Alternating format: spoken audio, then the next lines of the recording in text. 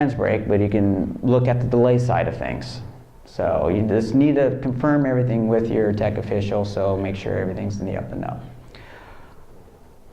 Yes, sir? For a stick shift car, Yes. what's the best point to start acquiring information? Okay. G-meter, absolutely. Stay away from drive shaft because it takes a couple of revolutions or so just to get some data. The G-meter is the most consistent part of the data logger in a stick shift car that once it starts to leave, it ramps the G-meter up. Every time it's going to do that. It has to. So in this case here, I'm going to select right as it starts to go up. Right here. As soon as it starts to go up, and I'm going to hit this button right here. So on the left side toolbar, all you guys will have this green light with the T in it.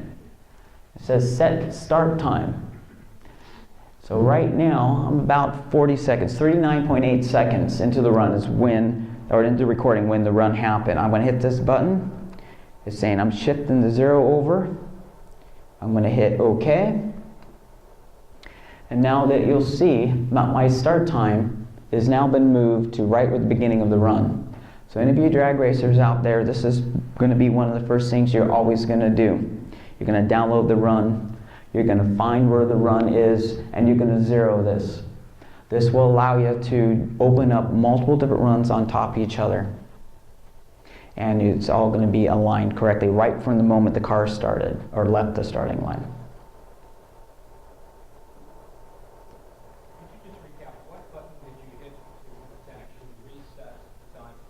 Okay, so I'll just kind of do it over here.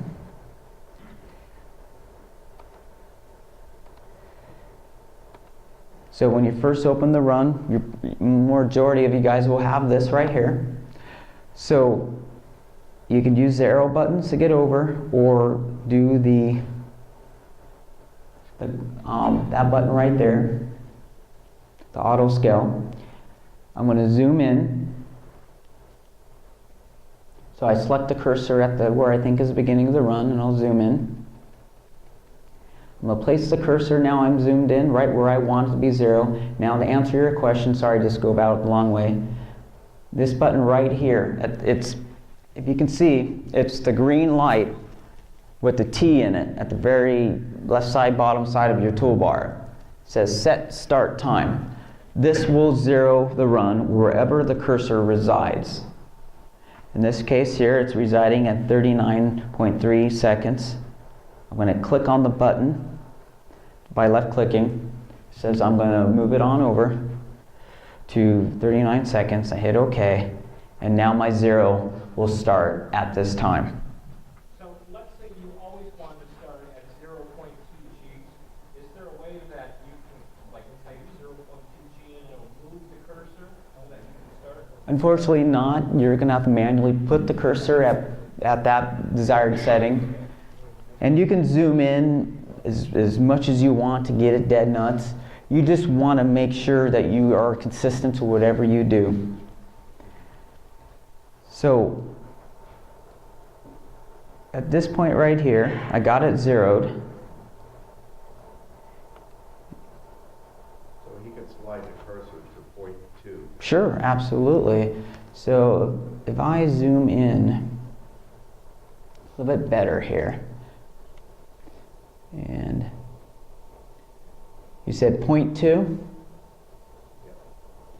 So I'm just using the arrow buttons. I can click and drag it with the mouse or use the arrow buttons on my PC, and I can get it pretty close. I can zoom in a little bit more.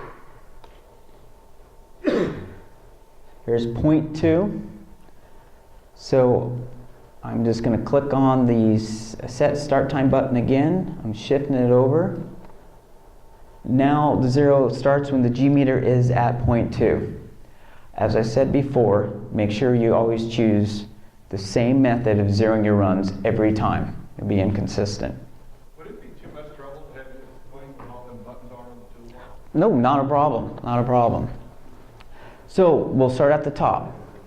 The left side of the toolbar there at the very top, this is the main button that we hit to download. The second button down right here is to start the live telemetry. This button right here, if I click on it, allows me to open up a run, a previous saved file.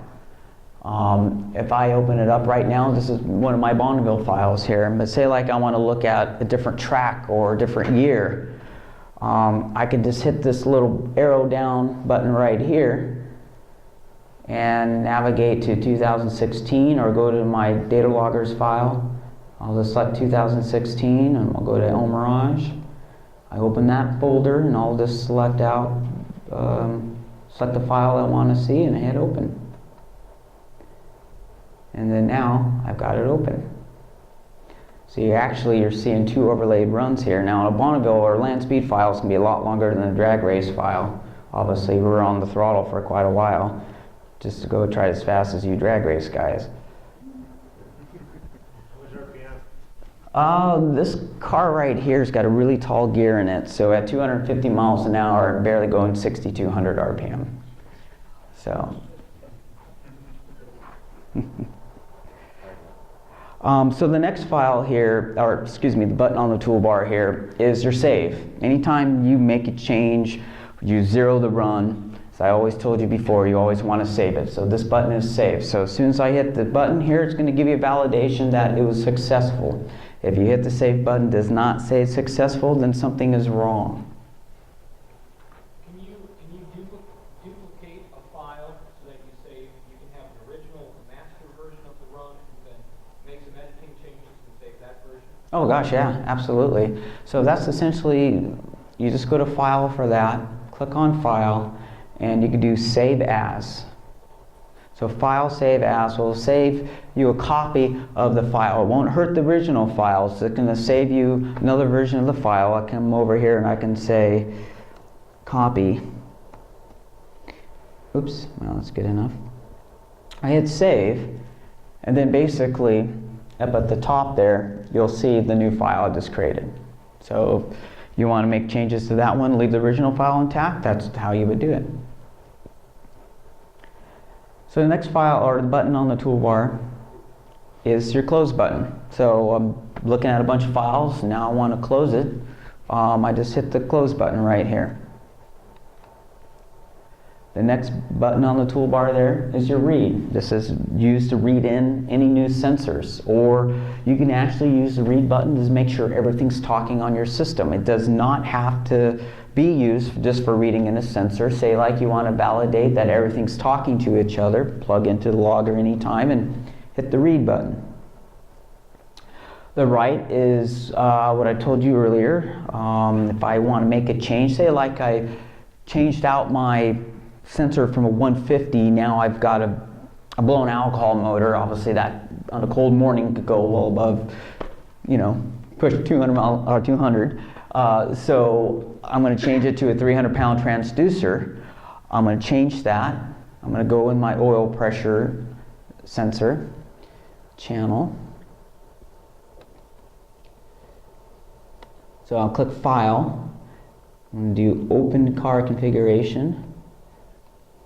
I'm going to select the file that I want to change. I'm going to right-click on the sensor channel that I am going to be changing. By right-clicking will always bring up your parameters of your sensors and your data logger. And now I took away the 150 and now I've added a 300-pound transducer. So under the sensor category in the top center there, click the button here and tell it I've just added a 300-pound transducer to it. At that point, I'm going to send that back over to the unit, and then it's good to go. Yes, sir? While you're here, we have a fuel pressure sensor out from Nitrous that doesn't appear to read correctly. Okay. Is it possible that something in this setup is not right? Absolutely. If you tell this blue module it's a 150, but you plugged in a 15, it will never work correctly. It will always read skewed. So if you read the config, you right-click on that channel, you can check that sensor spot right here, and it should match your sensor. So the VNet has to go with the sensor. Yes, basically. This blue part needs to be programmed to what's on the end of here. So for the pressure sensors, any one of these blue modules, you can run anything from 15 psi vacuum all the way to a 3,000 pound transducer. But if you have a 3,000 pound transducer and it's programmed to 15 psi, it ain't gonna be pretty. It's gonna look very, very bad, and you're gonna think something's wrong with my data logger. The data logger is only as smart as what it's been told to do. So 90% of the time, we're going to pre-program all this for you guys, but in the cases you do change, you need to make sure you're thorough. Yes, sir? Donnie, if you disconnect all those modules and then plug them back in, do you have to plug them into the order they were originally put into? No. In fact, I skipped a step here, actually. The VNet modules are very smart. They know exactly what they are when they're plugged in on the bus. So they can go in any order as long as the terminator cap's on the very end of its bus. You can have extension cables in between them. If you unplug it, they can go back in any order. It will not be affected. It transmits on the bus its ID, so it can be in any order.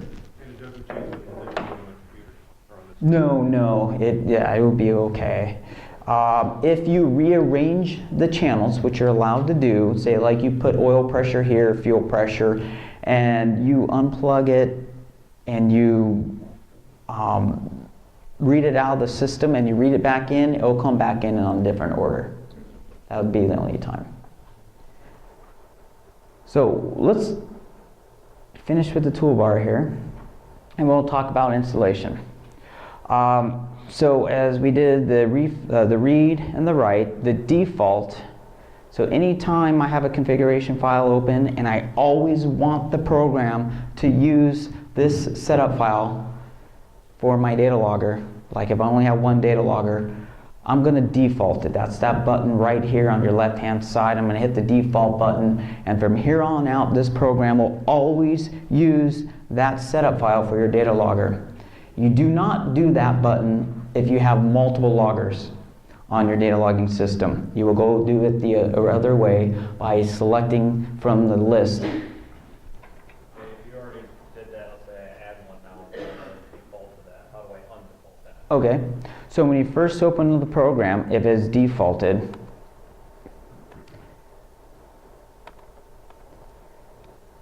oops, let me just start from scratch here. When I first open the program, oops,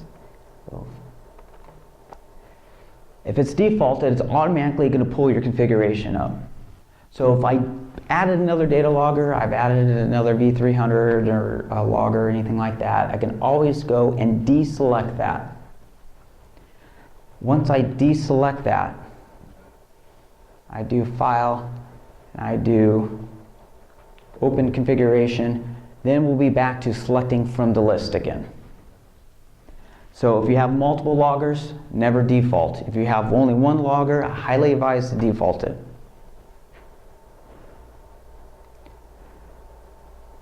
So now we're going to cover some installation because I kind of skipped a step here. My apologies. So a Sportsman or a V300, IQ3, G2X, they all have an expansion port on them called the VNet. As I talked to you earlier, it's called a CAN bus system. It allows us to add multiple sensors on one cable coming out of the data logger. So this is an example of a V300. It's very, very similar to the majority of all of our systems.